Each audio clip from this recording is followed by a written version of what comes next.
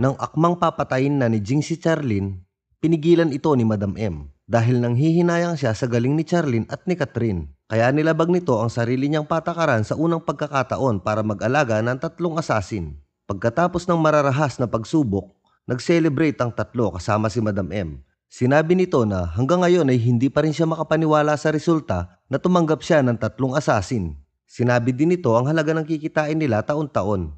Magtatrabaho sila bilang asasin sa loob ng 5 taon at pagkatapos nun ay malaya na silang umalis at kung gusto nilang manatili ay pwede din naman, sabi ni Madam M. Biglang nahilo si Charlene. Sumunod naman si Jing at si Kat. Nilagyan pala ni Madam M ng pampahilo ang wine nila kaya nanghina ang mga ito at lumabas ang tatlong kalalakihan. Ipapabayo pala sila ni Madam M. Mawawasak ang kuweba ng tatlo sa unang pagkakataon.